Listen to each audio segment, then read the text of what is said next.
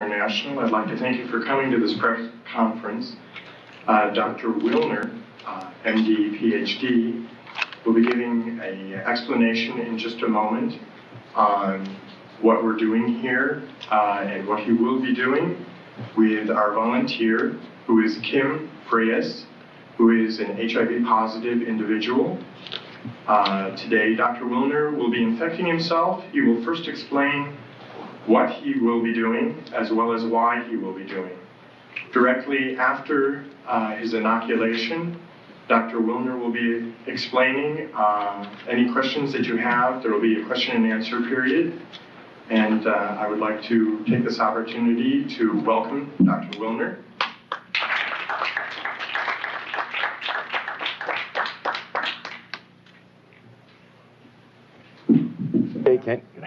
I don't know if you can hear me without the mic. Yes. I can hear it. Okay. And because I've done this needle sticking several times already, I'm familiar with some of the things that are put into the press afterwards. And so I want to make a few things very clear before I even start. I have a certificate in sex education, and I taught for a couple of years at the University of Miami Medical School during Sex Education Week to the medical students. I want to make it perfectly clear that I support responsible sex. I call it responsible sex because it goes much further than the concept of safe sex. And I'm not so sure that I know what safe sex is. During this period of time in which especially young people of this country have been threatened with AIDS, a death-dealing disease supposedly, as a consequence of irresponsible sexual behavior, the incidence of venereal disease has climbed, and the incidence of births without benefit of marriage has also climbed, but not AIDS. Really very interesting. So this apparently does not have an effect on the sexual behavior of our young people. And I never for once thought that ever would. It never has throughout history. There's only one thing that will affect sexual behavior, and that's understanding what the responsibilities of sex are. That number one, you're dealing with the feelings and emotions and the lives of another human being when you enter into a sexual contract. Number two, you can contract 6 venereal diseases. And number three, an unwanted pregnancy can occur amongst heterosexuals at least. These are very serious and very important considerations. And the lack of consideration and responsibility in this area creates a cost in human suffering that's incalculable, and a cost in monies that is incredible. So don't anyone out there say that I am for irresponsible sex. But I am against lying to our young people. I am against causing death and destruction through that lie. I am against telling a lie to the young people so that they continue in other behaviors which are truly causing AIDS. Now, you've got to ask yourself the reason that I'm here today. And it's been suggested that I'm here to sell a book called Deadly Deception. There's only 2 ways that you can get the truth to people. By your own words out of your own mouth, and by putting them on paper. And that's the reason for the book. We're talking about probably the most horrible scandal and scam ever perpetrated, not only in the name of science, but in humanity and in all history. Today is December 7th. And I was 12 years old when the attack on Pearl Harbor came. And I remember World War II very well. And it's a very significant day today because I see an incredible parallel between what is going on in the so-called AIDS epidemic and what happened in the years preceding and resulting in World War II. The great lie of Hitler. It's amazing. I think he would envy the job being done by members of the National Institutes of Health and even the media, especially in this country. I charge the media with part of the responsibility, and a very significant one, in a current Holocaust that can end up being worse than the one that occurred during World War II. When it was first announced that Dr. Robert Gallo had found the virus that probably caused AIDS, and that announcement was made with Margaret Heckler in 1984 to the press and to the media without one single scientific document appearing in any journal in the United States. And as we know now, without any proof whatsoever that the virus caused any disease. The media picked up on it for the sake of a story. And soon the virus that probably caused AIDS was now the virus that caused AIDS. It was proven in the press and nowhere else. Now it's interesting, a lot of questions are asked of me whenever I appear before the cameras and do what some people have called a stunt, to sell books. I'm from the planet Earth. I honestly believe that these individuals are from the planet Uranus. How anyone could suggest that I would stick myself with a virus that is supposedly deadly for the purpose of selling a book, that's complete insanity. And I will put the lie to the individuals of the NIH, particularly Gallo and Fauci and Hazeltine and Essex, and the rest of these scoundrels of the worst order. Criminals guilty of genocide, without a doubt. I invite them to take me to court. I wish Burroughs Wellcome would take me to court, because they have been putting out a killer drug knowingly. Because in a court of law, I would have the opportunity to provide the absolute proof and evidence, as I have in my book, Deadly Deception. Now, I'm not alone in what I'm doing here today. How does the press escape such obvious truths? Why would the finest virologist in the world, the most noted virologist, member of our National Academy of Sciences, Peter Duesberg, why would he put his entire career on the line? What did he have to gain? He's already lost his laboratory and his funding. They can't take away his professorship because he's tenured. Why would a Charles A. Thomas, professor emeritus of Harvard, say the same thing? Why would Kary Mullis, who won the Nobel Prize in virology last year, why would he stick his neck out? What did he have to gain?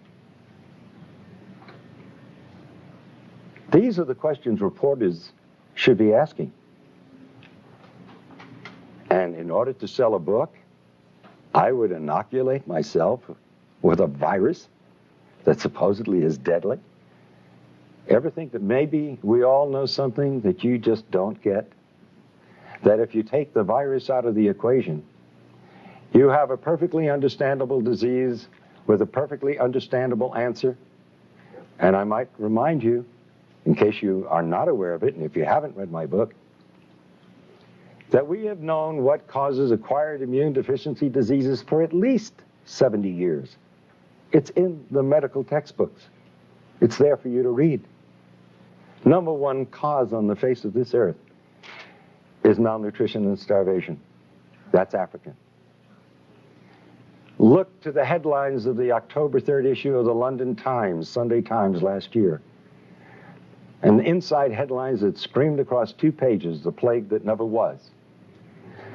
Speak to Philip and Evelyn Kreinen, who head Partage with an organization of 250 people their own hospital, their own doctors, their own laboratories, who have lived in the heart of the epidemic, supposedly, or the supposed epidemic, for 5 years. There is no epidemic. It doesn't exist. They are there.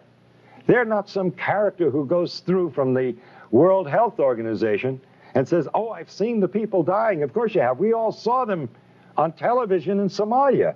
What do you think you were looking at? That was AIDS, due to starvation, due to malnutrition. It's no big secret what's causing AIDS. We've known it for 70 years. Number 2 is drugs. And don't just think of street drugs, because the number 1 cause of AIDS today is actually 2 medical drugs. AZT, a drug that was discovered in the 60s as a chemotherapeutic drug for cancer and was shelved because it was too toxic to treat cancer. A drug worse than cancer is being used to treat people who are immunosuppressed. Now let's go back to the other causes of AIDS. So it's not only street drugs, but medical drugs, but now 3 is radiation. What do they worry about at Chernobyl and Nagasaki and Hiroshima? But number 4 is chemotherapy. Number 4. The number 4 cause of death of acquired immune deficiency diseases. Chemotherapy. And the most toxic chemotherapeutic drug of all times, AZT, is what they're now using to treat AIDS. And the Concord study, completed last year. Now, can you imagine saying to the world, where was the press? Where are you people? Here they're giving a drug that costs thousands of dollars a year, and it doesn't do any good? That's if you want to believe that. But did anybody here bother to look at the insert, the paper that comes with the drug? It's a DNA terminator. It means it is a terminator, just like the movie. It terminates life. You terminate DNA, you terminate life. And they talk about side effects in the insert. When are you going to learn there is no such thing as a side effect in medicine? It's an unwanted direct effect. And you know what one of the unwanted direct effects of AZT is? Lymphoma, cancer, one of the diseases of AIDS, as they call it. Oh, another so-called side effect, which is really an unwanted direct effect, pancytopenia. You need a definition? Pancytopenia. Pan, all, cyto, cells, penia, loss of all your cells. That's AIDS. That is the definition of AIDS. So AZT, by definition, by their own drug insert, causes AIDS, and nobody survives AZT. That will eventually lead to your death. And they've cut the dosage way down because it was killing them too fast. It's like giving somebody a large dose of strychnine and they die within 5 minutes. And so the next person, you give them a few drops of it and they last 4 or 5 days, and you say, strychnine's a wonderful drug. This person lasts 5 times longer. This is the kind of thing that they present to the world. Now, I have offered for over a year now, and I continue to offer it, $100,000 to anyone who will give me one scientific document that proves that HIV causes any serious disease. It doesn't. It is a scandal and a scam beyond belief. The virologists who are responsible for this, what do they have to gain? Now, I don't know what Duesberg had to gain, or Charles A. Thomas, or Kary Mullis. He already got his Nobel Prize. Why does he come out and say it? And he's the one that found the test, the PCR reaction. And he said that there is no body of evidence that supports that the virus causes any disease whatsoever. But what about the individuals who have perpetrated this lie? They are all multi-millionaires. What do we have to say about the National Institutes of Health when a private laboratory, independent laboratory, found AZT to be 1,000 times more toxic than the laboratory of the NIH? We can understand a 5% error in a laboratory, even a 10% error. But a 10,000% error or 100,000% error? That's fraud. And as I understand it, the word has gone out, and there's even documents and letters to prove it, that the CDC, the same organization that let blacks go untreated with syphilis, well documented, just to see what would happen with the disease. This same organization who had to admit that they can't give in on the AIDS thing now because nobody would ever be able to trust the government. I think the last election tells us what the people think about government. But science is acting no differently than politicians do. And now we have disease by politics. Isn't it strange that the same day or the day after Robert Gallo filed for a test for HIV after it was announced? This sounds like premeditation. You mean he just happened to have this test available? And so the same day or the following day, he files for a patent? He had a test. He was simply looking for some kind of a disease he wanted to apply it to. And that test. 30,000 Russians who tested positive for HIV were then tested with another test that's supposedly far more accurate to confirm the positivity. And 66 out of 30,000 proved to be positive. That means that the test HIV is 99.997% inaccurate. You want to take a test that's 0.003% right? And you're going to rely on that? But that's what they're doing to people out there. They're taking a test that is not only invalid, it's totally misleading. In fact, when you get results like that, then I would say you're going to be more correct that if you're read as being negative, consider yourself positive. And if you're positive, consider yourself negative. By the way, at the request of many individuals, I did go for a test a couple of weeks ago in New York City at the biggest clinic there that does more testing than anybody else.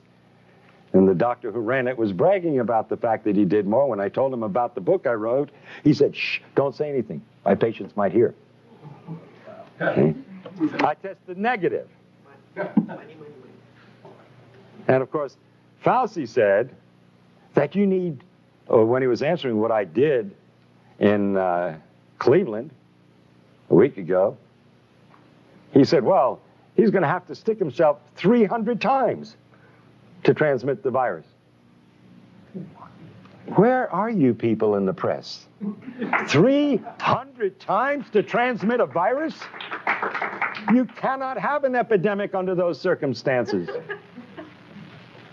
If you can't transmit it by blood, you certainly can't transmit it sexually, unless you're into real sadistic acts during sex. I don't know how much blood you want to draw. It's literally unbelievable what they're getting away with. How does the press let this go? Oh, an epidemic. United States government says 12,000 people died each year from 1985 to 1992. Now, a child in public school will tell you an epidemic starts out in 1 year. You got everybody's involved. That's where they would put it. 12,000 a year for 7 years in a row? That's not epidemic. By definition, it's endemic. And you would expect in 7 years, considering it spread sexually, that you'd have probably 15 to 20 million. We're a pretty active country when it comes to sex. We like to put it down, but we sure belie it in the behavior that we do. Oh, an epidemic, really. In Russia, 105 deaths from AIDS since 1987. In Philippines, 80 deaths since 1984. Epidemics? There is no epidemic. But who has to gain from this? Dr. Duesberg? What is he gaining from this? That alone should alert the press to who's telling the truth. And if you hear an argument amongst politicians and one calls the other names and doesn't answer the specific charges scientifically, who's the liar? Fauci and Gallo, instead of answering the scientific conflicts and contradictions that Dr. Duesberg has so brilliantly pointed out, instead of answering them, they call him a homophobe. Can you imagine? I've been called a homophobe too. I wonder, I come here with a message of hope to not only the gays, but to the blacks and the Hispanics and all the other outcasts of society, which strangely enough are the only groups that have been connected with the so-called AIDS. Because you see, if you belong to one of those groups, you've got AIDS.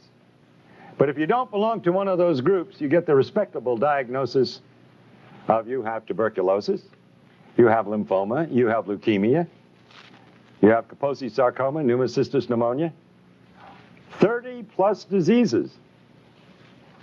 Where is the press? How do they buy a story that a virus knows what country it's in? 3 symptoms in Africa, but 30 diseases in the United States and Europe. How do they buy the story that a virus has prejudices? It prefers men over women 9-to-1 in the United States and Europe, but men and women equally in Africa. It knows whether you're gay or straight, married or single, black or white. It should be hired by the immigration department because it does one heck of a job. This is what they've been feeding to the public, and this is what you and the press have published. It's funny, every time that I've stuck myself with a needle, I get calls from major television shows by excited young people who want to tell the truth. And then I get a call 3 days later telling me that it's been nixed at a higher level. That's no surprise. After all, who am I fighting? 2 drug industries. One supposedly legitimate and the other illegitimate. And they do an awful lot of advertising, the supposed legitimate ones. All those things out there that they sell for your colds and everything else, that's the pharmaceutical industry. And they also put out prescription drugs, most of them. And they pull the purse strings. And so we have a better propaganda machine in the United States than Hitler had in his time. You see, Hitler pulled off a lie, and he was condemned for it by most of the world, although believed by 3 major groups of the Axis powers. The liars and killers like Fauci and Gallo and Hazeltine and Essex and Flossy-Bank Stahl and the Margaret Fischels, these people are getting by with the lie and getting paid immense sums of money for it and praise from the rest of the world while they murder. The study at the University of Miami was completely fraudulent. You see, I believed that the virus caused AIDS from 1984 to 88, and I treated AIDS patients. One of the few doctors willing to. Doctors were scared for their lives to even treat the patient. By the way, sticking my finger, nothing new. I did it lots of times in treating my AIDS patients. And in fact, it's amazing that in spite of the fact that we are at such great exposure to this deadly disease, the incidence of the disease amongst medical personnel of all types is less than the general population. This is a first in the history of science. Think about that. How is it possible? Maybe the virus has nothing to do with it. Not only maybe, the virus has nothing to do with it. In 1988, I was invited to a dinner where Burroughs Wellcome was going to push AZT as a drug for treating AIDS. And we were told we could ask questions during the dinner because Margaret Fischel was going to be speaking. And when she mentioned that the drug AZT had 56 side effects, I raised my hand. And I said, Dr. Fischel, how do you do a double-blind study on a drug with 56 side effects? You've got to know if you're on the drug. And she said to me and the rest of the doctors sitting there, well, the placebo had 31. And I raised my hand again. How could a placebo have 31 side effects? How could an inert substance have 31 side effects? I didn't know what was wrong then, but I knew there was something wrong. I knew there was something dreadfully wrong, and I didn't know how dreadfully wrong and how deadly wrong it was. But the answer came years later.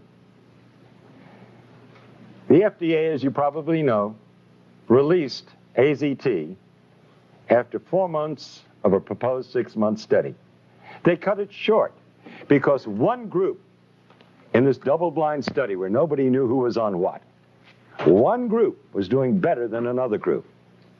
And so out of compassion, they terminated the study. I don't blame them for that. And sure enough, the AZT group was doing so much better than the placebo group. And so they released the drug. But then 18 months later, their own investigator from the FDA brought back his report. And guess what it showed? The participants in the study knew the first week who was on the drug and who wasn't. You didn't have a double-blind study. It wasn't the Cadillac of studies. Not only that, some of those on AZT admitted to sharing their drug with members of the placebo group.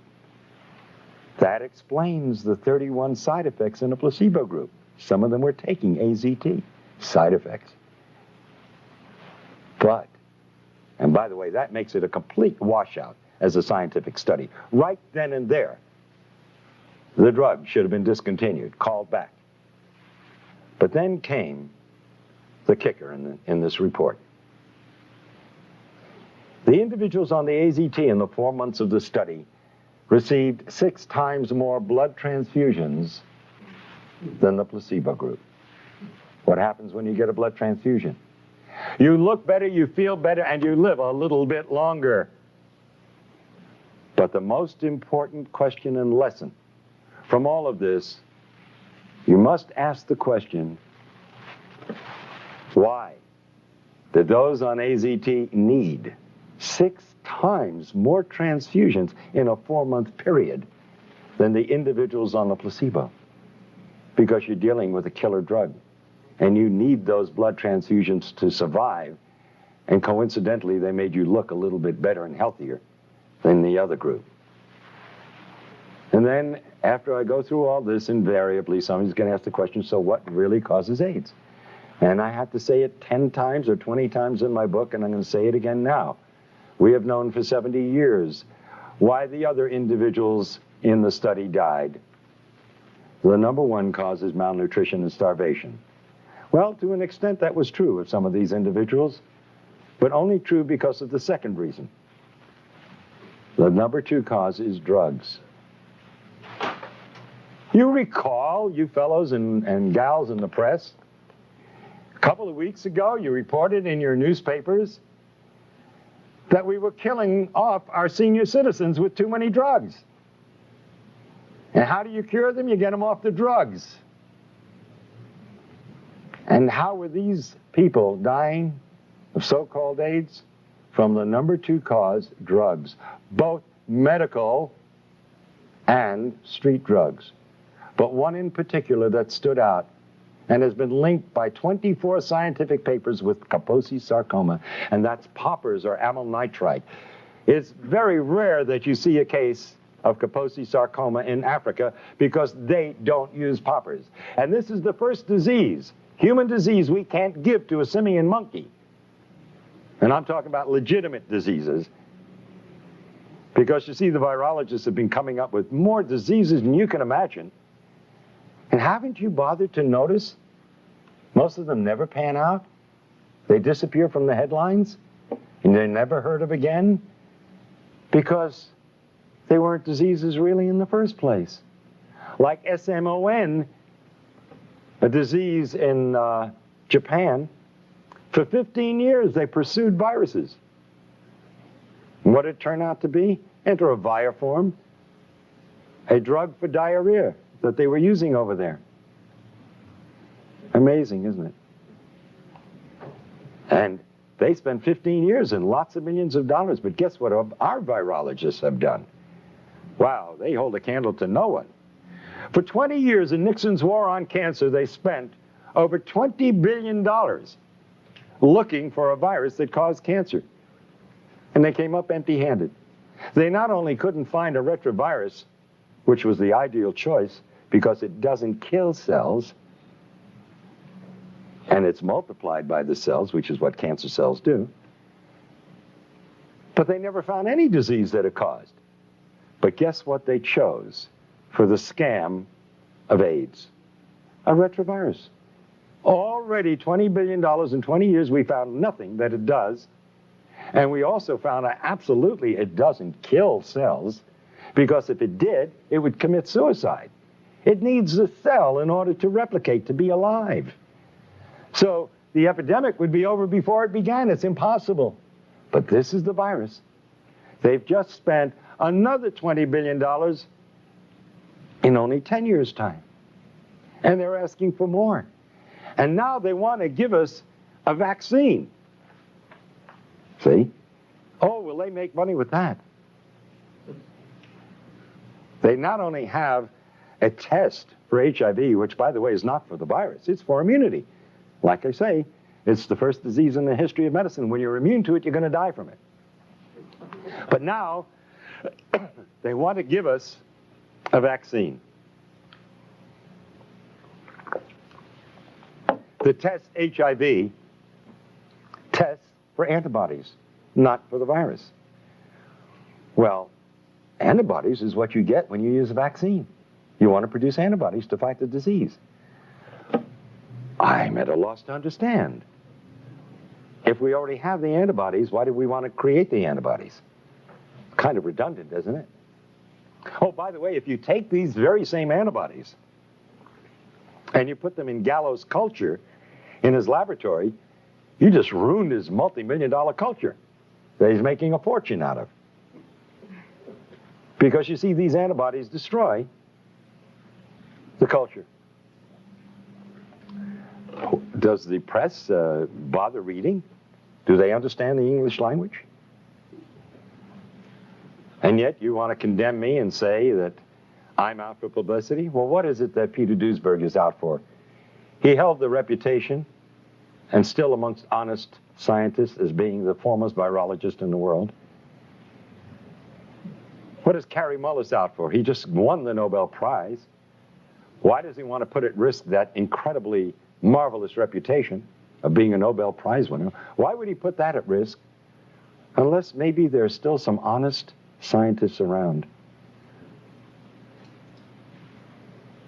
Now, what about the rest of them out there? You know, I often ask myself the question, if my children were still in school, and I had house payments to make, and I had to put them through school, etc., would I be doing what I'm doing today? I don't think I've ever answered the question because I'm kind of afraid of what I might answer if I was going to answer honestly. And he who is without sin shouldn't be casting any stones. So I won't cast the stones at the thousands and thousands and thousands of virologists out there who are going along with this scam. Because, you see, they would be out of jobs if they dared criticize Margaret Heckler or the heads of the NIH. They'd be out of jobs, and they'd have families that they have to support, and futures that would be down the drain. You don't cross the establishment. And so the lie is being perpetuated by the silence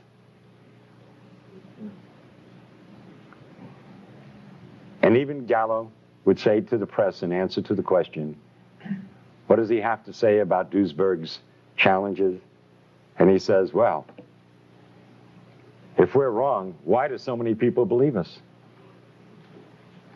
I mean, I could just see Hitler and his stormtroopers saying to the press, if we're wrong, why does everybody do what we tell them to do? Because they're running the show, and you're looking at not just a simple lie of science. In the back of my book, I have the picture of Pedro Tocino of Spain, father of 2 young girls, a hemophiliac. Nothing wrong with the man. But because he received so-called tainted blood, they had him on AZT. I stuck myself to get that man off AZT. I said, if I stick myself with your blood, will it convince you there's nothing to worry about? And Pedro Tocino, now over a year later, is very healthy, having a wonderful life, enjoying his 2 young daughters. But all of his friends are dying or are dead. This is real. And I don't blame those scientists out there keeping their mouths shut because their jobs depend on it. And I understand that exists in the press too. But you've got organizations. And in a way, so do the virologists have organizations. And if enough of the honest ones would stand up and take that chance, if you all stand together, you make a statement. And you can do that in your press associations, even though the people who own the newspapers and the television shows are afraid of losing their sponsors. You can at least keep your dignity. That's the choice you have to make. And that's the choice that I have had to make. I figured that if I didn't do what I knew was right, I'd end up cutting my throat shaving in the morning, because I wouldn't be able to live with myself. And that's the honest, simple truth. I am sticking my finger to bring attention to the current Holocaust, and it's a dreadful one. When you terminate the DNA of a human being, they waste away and die in an inhuman fashion. We all have the right to die with dignity. But if we told them the truth, a lot of them wouldn't die at all. They'd simply get off the poppers and off the drugs. And there's no dishonor in being gay and admitting that you've been on drugs.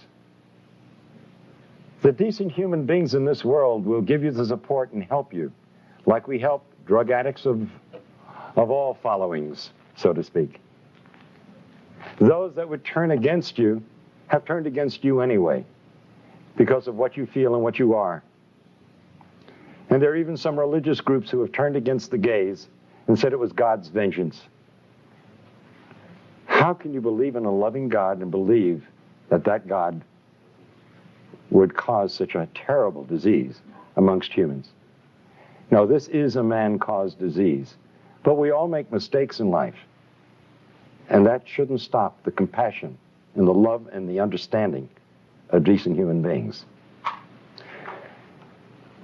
And so I do the act of sticking my finger and create another blood brother in my life, as the ancient Indians have done. And I will get another one today. Because I'm not afraid of getting AIDS.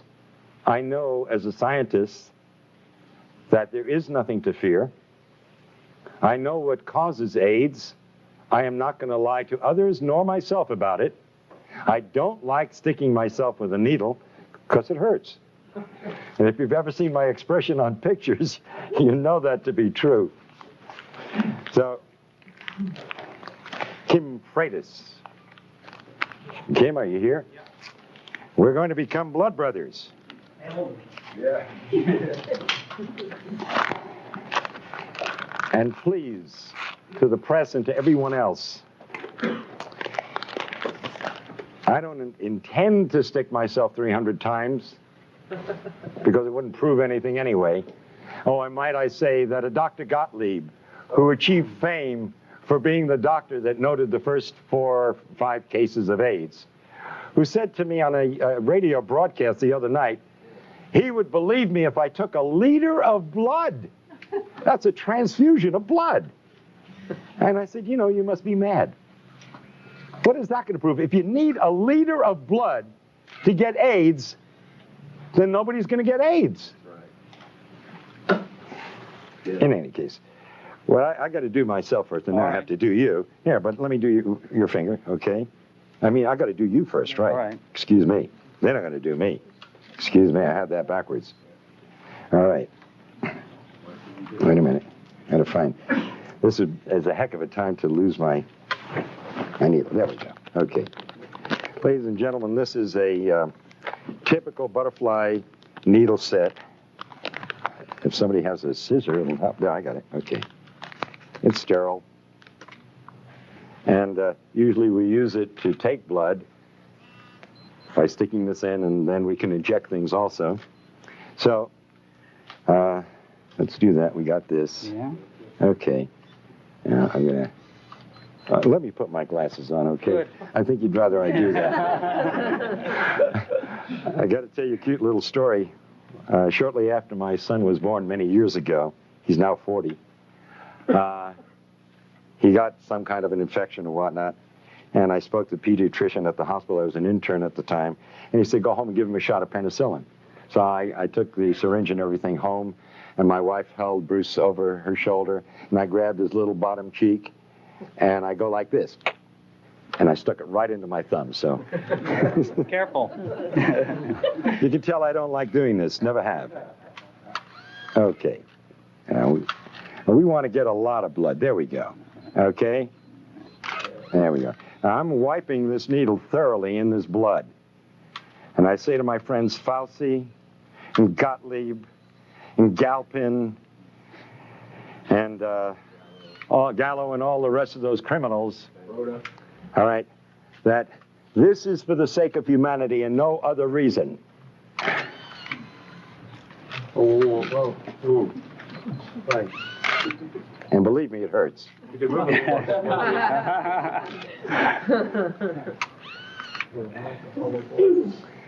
And this is in the hope that it'll save the lives of millions of individuals who will die because of the greatest lie ever told. Thank you. Drugs. Thank you. Get off drugs is right. Get off drugs. Now, I will be happy to take questions from the press or from anyone for that matter to clarify in your minds if there's any doubt whatsoever. Yes. You said, I have several questions actually. You said that you were tested in New York by a leading physician there. Can you say where that was and by whom? Yes, it was in the Greenwich Village area. In fact, Karen, I think you have the issue of the native. That ad should be in the back of the native. If you'll get it, we'll give you the name and the address of the clinic, because it's widely advertised. And that's where I went, where everybody else is going. And he's recognized by the state of New York, and the forms he uses, which I filled out, are from the state of New York. And by the way, I do have a copy of the document which states that he gives you the answer to the test in 15 minutes. So it's quite a racket. And by the way, it's very interesting because that you asked the question, because you see, I was in a quandary as to what possible purpose could this serve. If you have a test that's 99.997% inaccurate, what are you proving? You would treat somebody with a deadly drug on the basis of a test that's totally worthless. And by the way, let me point out that a research group in Australia in the past year have stated that not only is the test completely inaccurate, it's totally nonspecific. That you could be positive if you had the measles, if you had the flu, if you had a flu shot from your doctor, or if you had any one of 100 diseases. Let's look at the scenario. This is serious business. Somebody gets the flu. or gets a flu shot this year. Then they die. But so what you're finally suggesting is that the man that you this prominent physician in Greenwich Village, he in fact said, don't tell anybody about this because I'm making money off of these tests. Are you finally saying to people, don't get tested? I am saying absolutely do not get tested. Would you advise anybody to take a test that's 99.997% wrong? And you're saying that... That's insanity. And by the way, when I said to this physician, when he asked me why I was there, and I told him I was a doctor, I said, because I'm in a heavy risk group. He said, aren't we all? And laughed about it. Because everybody knows that the medical profession sticks itself all the time, and the only individuals who are going to die of AIDS who are part of the medical profession in any way, shape, or form are those who are taking AZT or other drugs. Go ahead. You said that AIDS is not an epidemic, it's an endemic circumstance caused by a variety of factors, including malnutrition and drug use.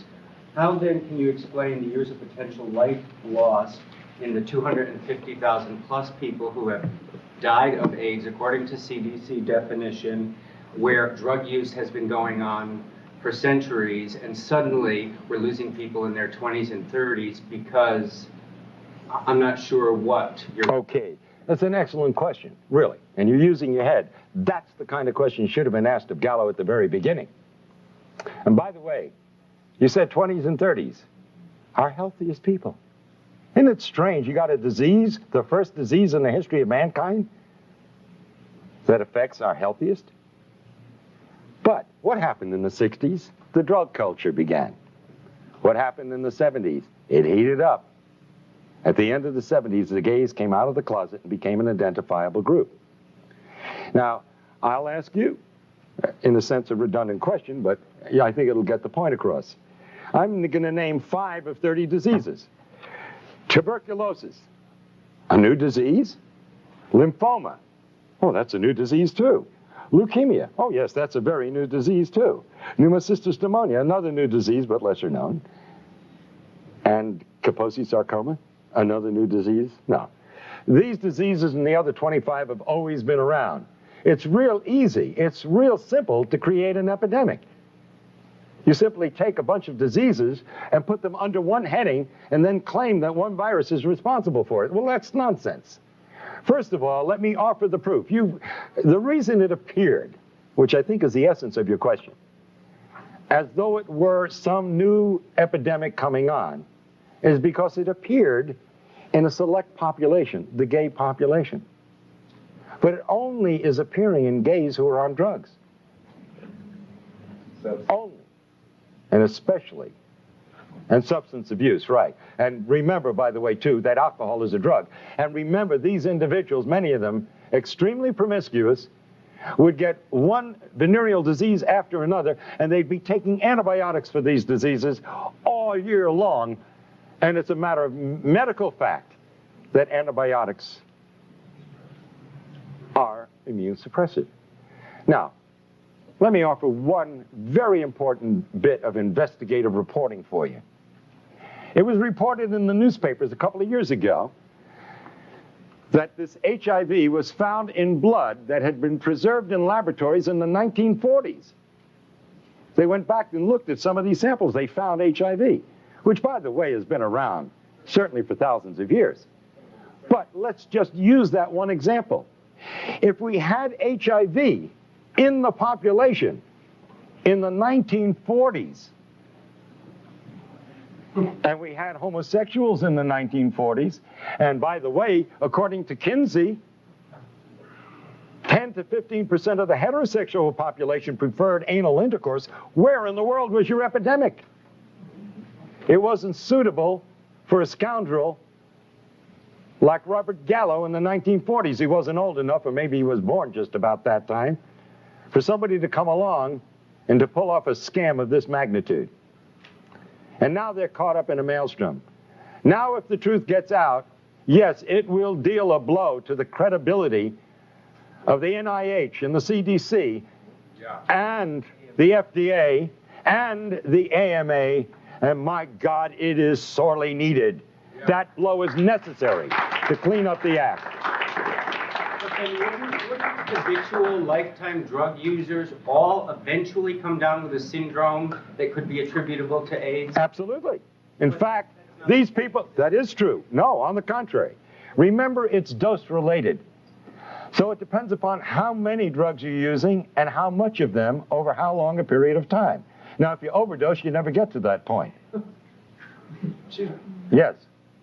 couldn't the combination of lifestyle practices, of microbial, the best place for microbes are dark, wet places. Aren't bathhouses an excellent place to increase the exponential representation of microbes around the world?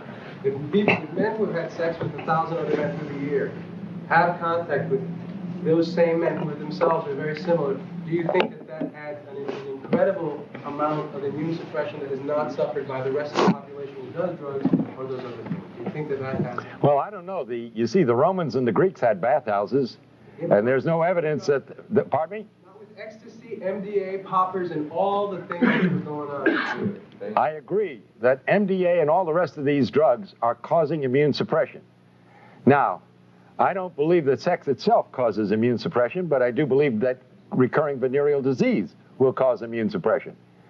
But the simple fact is that the virus has nothing to do with it. And that's the important thing. That I am certainly for people having a healthy lifestyle. Absolutely. But let's not get into the idea that this is, again, a contagious disease. You cannot give AIDS to anyone, and you cannot get AIDS from anyone. Yes, Michael Elner. Would you consider the intense, chronic psychological terrorism surrounding HIV and AIDS to be a major cause of what's called immune deficiency? 22 years ago, I urinated pure blood without pain. I knew immediately what the diagnosis was. It was bladder cancer. I cannot fully describe what I felt at that moment. It is unbelievable. It's like taking a crash dive into the depths of anonymity, total isolation, fear, and panic. And all the faith in God, or whatever faith you may have, cannot handle that at that moment. When you start to get your wits together, and if you use your intelligence and then your faith, yes, spirit and mind are wonderful things. What you're saying is true. It's a sentence of death for most people. And immediately, their body metabolism goes into negative phases. Everything becomes destructive. This is modern medical voodoo. If a doctor tells you you are going to die, I'm willing to bet you're going to die. I'll be the first one to put money on the line and say, the chances are you're going to beat the statistics. You will die because you've been told so. This is American voodoo. I'll get back to you, but let me take someone else. Yes, Dr. Willner, I really appreciate what you're doing. I've been out here trying to inform people about this disinformation for a number of years now. Robert Gallo, who was a proven medical fraud and a multimillionaire marketing a test, the AMA itself, in its own medical journals in the 80s, have said that these tests are bad science. The microbiologists have said in their own medical texts that this is bad science. These tests do not work. The hematologists have said that this is false. These tests. They say that they have used ozone to inactivate HIV, which HIV, if it's a virus, it's a template or a pattern. So what can it do? I mean, these are just basic medical facts. How is it that this has gotten by the entire population? And the media is pushing this lie. Arthur Ashe, for example, was on 30 pills a day the 3 months before he succumbed, including AZT. How is that not iatrogenics? And how is it that the medical profession can murder 1 million people a year, according to their own study, the Yale New Haven study that came out this year? They admit to killing 1 million people a year. Why aren't they on trial? That's my question. By the way, I thank you for your comments, and I'd love to have a copy of that study and some of the information you talked about. I really would, because I've been going around saying it's the number 3 cause of death is iatrogenic disease. And when I lecture before groups, I don't tell them what iatrogenic disease is. And I say to them, you know, here we're worried about this so-called AIDS epidemic, and I don't believe that anybody should die. I think we should all live forever. But 12,000 a year, that's not an epidemic. 60,000 die from automobile accidents. 120,000, I've been saying, and I hope you're going to help me change, 120,000 die each year, they admit to, from iatrogenic disease, 500,000 from cancer, and 800,000 from heart disease. And I'm glad you're telling me it's a million, because I've been saying, they say it's number 3. I really believe in my heart it's number 1. Deepak Chopra said Sure. the number 1 cause of... I agree with him. Absolutely. Now, if we took the figure of 120,000 being killed by doctors, not malpractice, but as a normal course of everyday medicine, then doctors are 10 times more dangerous than HIV. Now you're telling me it's 100 times. 100 times. Yeah, I want those figures really desperately. In 1960, Please. They admitted 350,000 in 1960. Well, I will be indebted, because that's powerful stuff, and I really, you know, it's funny, you never know where the figures are going to go. But with medicine, anything's possible. Yes, pardon me? Just the USA? Just the USA. Ralph Nader did an article, by the way, in Penthouse that talks about those issues. Yes, ma'am. Comment to that. Yesterday, C. Everett Koop announced that 300,000 Americans die annually from diseases and illnesses related to being overweight. So I don't know how that multiplies out, but it would certainly be a lot more dangerous to be overweight than to be HIV infected. You know, that's a very good point. Yes. There you go. Thank you. That's a very good point. You know, I pick up some marvelous ideas from some very bright people, and I can't tell you how much I appreciate it. I'm going to be using those. Do I have your permission now? Okay. Could you give some insight on how this mechanism works with pediatric AIDS? Oh, okay. That is another good question. First of all, I challenge anybody, except there are always exceptions, and the exceptions are, of course, as we know, genetics. And children sometimes born under circumstances where we don't have all the facts, but I would say 99% or better of the individuals born with AIDS, if they actually have AIDS, the mother was a crack mother, was on drugs, no question about it, or had obvious incredible immune suppression for what other medical reasons, as they say. I'm thinking of particular is Elizabeth Blazer, and her child got it from her.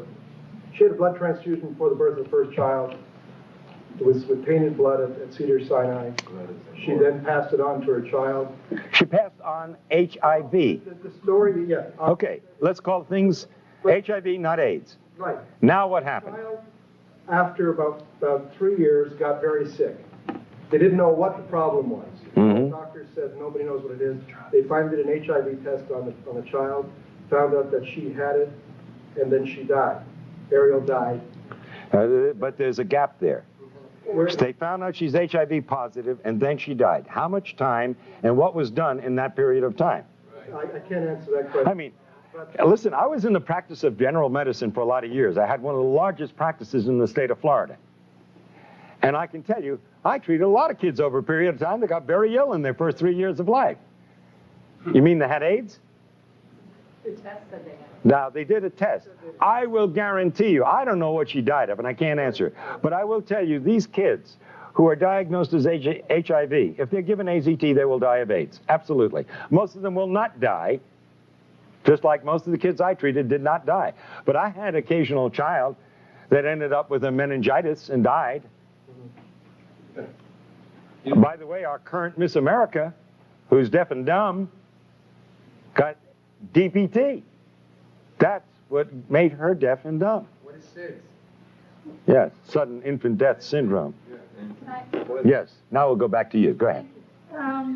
How do you explain then the T-cell decline in those who have not taken AZT and are not psychologically at effect? You know, don't believe it to be a Wonderful question. Really great. Now let me tell you a little bit about medicine. See, I was always confused by this T-cell thing. Because T-cells are nothing more than lymphocytes and leukocytes. They're our body's way of fighting infection. Now, when somebody came into my office with a bellyache, I would do a white count, which includes the T cells. Now, if the white count was like 5, 6, 7,000, didn't think anything of it. There's a bellyache, some bad food, maybe of a viral infection, you know, the great dumping ground viruses. They even had me thinking that way. But if it was 20,000, I alerted a surgeon. You see, the body creates the T cells when it needs it. If you don't need it, you don't got it. Why would you walk around with a lot of T cells when you've got nothing to fight? And I can tell you one thing we have always known. There is no correlation between severity of disease in AIDS, so to speak, and the T cell count. Doesn't match up, and I'll tell you why. You look a little bit confused when I said the fact that you will not have a high white count unless you have a severe infection. However, which means that if you don't have a high white count, it's not bad. If there's nothing else wrong with you, then I'd say, well, that's normal. Why do you want a high white count? If you got a bad cold, you'd get an elevation in your white count. Now, we know for a fact, it's well documented, that you have individuals who have died with AIDS with elevated T cells. And we have individuals who've been healthy. And when I tell you healthy, I feel sick by comparison at looking at some of these individuals. And they test out incredibly well. The best, healthiest specimens I've seen, the kind that most women say, oh my God, why is he gay? You see? Because he's so good looking and so handsome and so strong and so healthy, you see? They have no T cells. So T cells, you don't count T cells as a barometer of how one is. No, because yes, you can use it to some degree as a barometer, depending upon the situation. But basically, no, you can't, and I'll tell you why. You know that you can change the T cell count if you worry somebody? Completely established. I worry about these individuals who go in and get these T cell counts one after another, because their whole life is focused on these T cell counts. And when it goes down a little bit, instead of being reassured, which is the way I would interpret it, they get panicky. Now they're really doing damage. And at some point, if they're on drugs, and sometimes even if they're not on anything, but because they've been told they're going to die, like the witch doctors of Africa and elsewhere, these individuals will die because they literally worry themselves to death. It's a crime beyond belief. They're the rare ones, I admit. But the fact is, T cell counts absolutely have no correlation with severity of disease. They can be low because you have wiped out your immune system, and they can be low because you don't need them. That's the important thing to understand. It is not a barometer for anything. And they lie, they lie, they lie, and then they lie some more. Is this a real case scenario? I go in, I get tested, I am told I'm HIV positive. My T cell count could, I've heard from cancer research, be cut in half.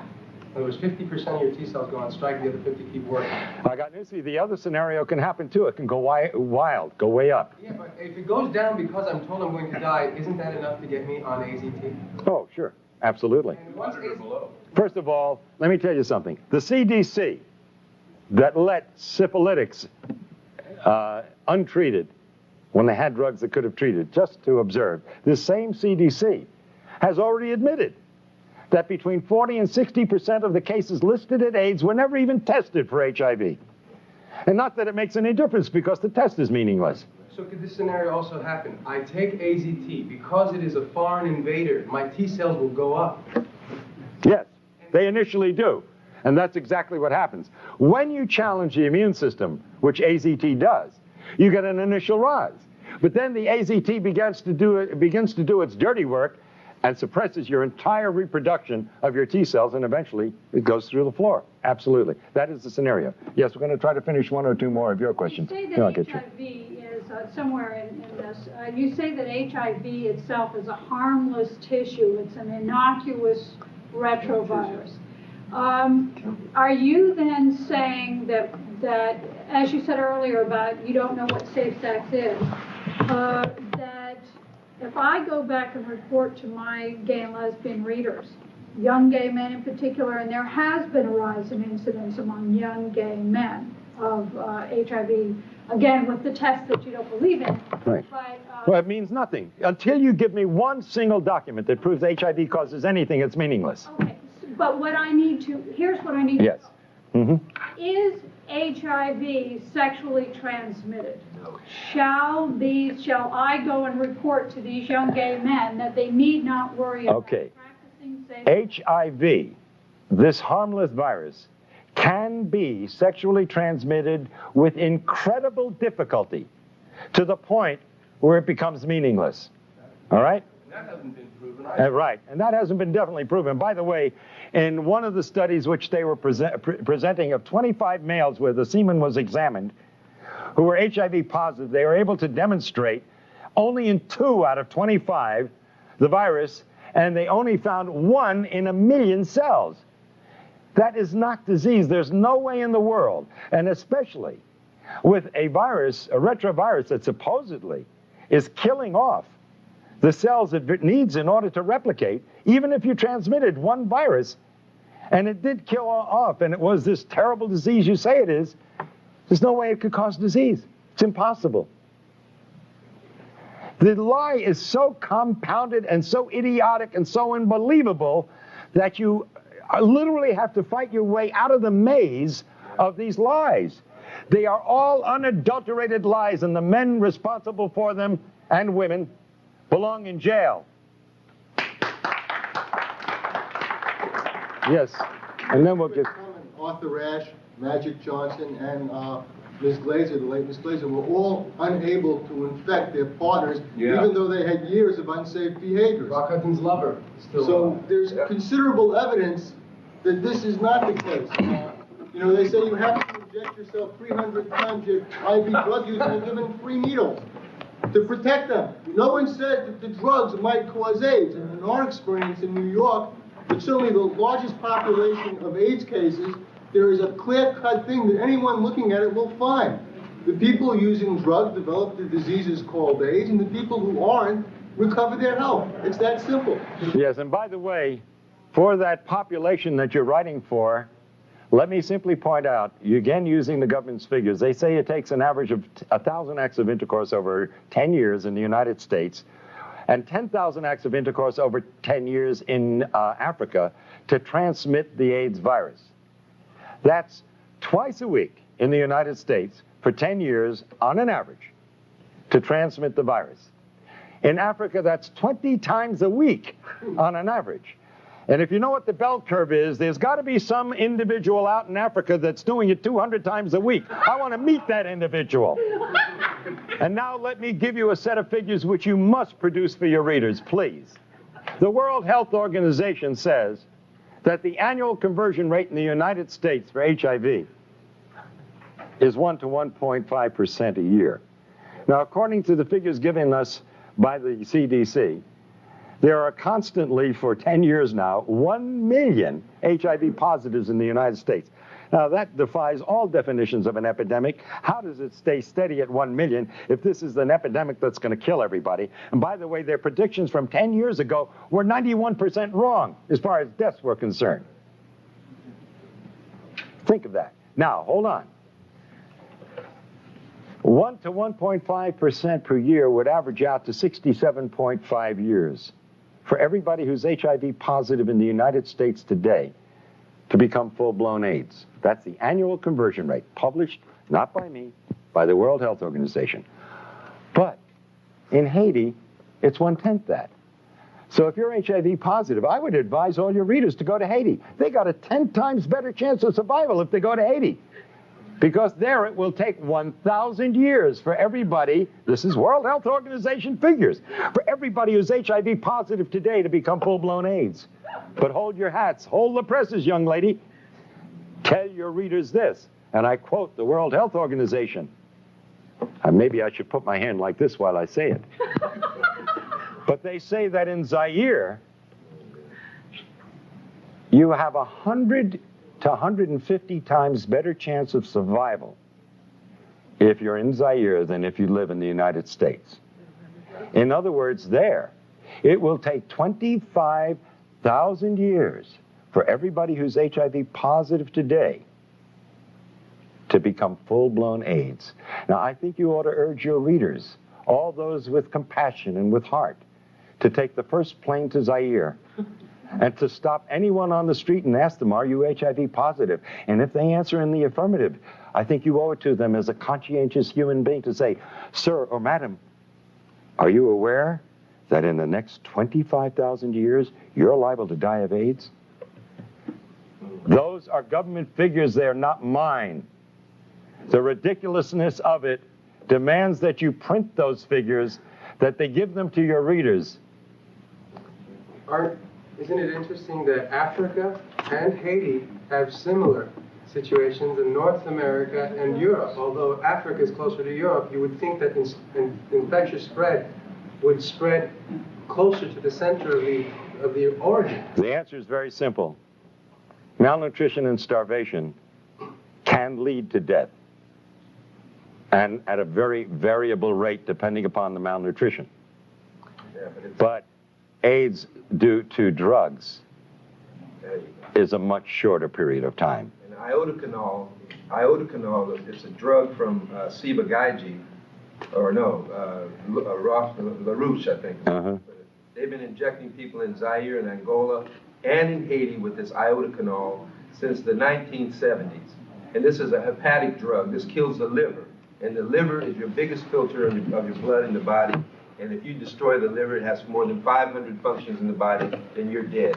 By the way, let me throw out, I think, an overall principle to take a look at very seriously from the point of view of disease and death. And this applies to AIDS as it would apply to any disease problem in humanity, and with this I'm going to end. The bubonic plague killed half the population of Europe.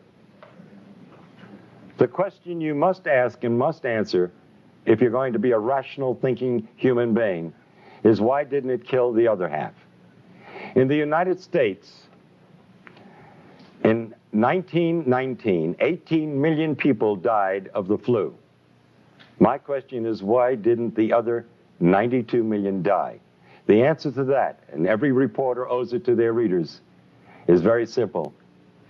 The bugs do not cause the disease unless there's a suitable terrain. And so the answer to all disease is not to take a shotgun and blow a human being apart, but to simply prevent the disease to begin with by living at peace and in harmony, not only with your fellow human beings, but with every organism on this planet. And thank you.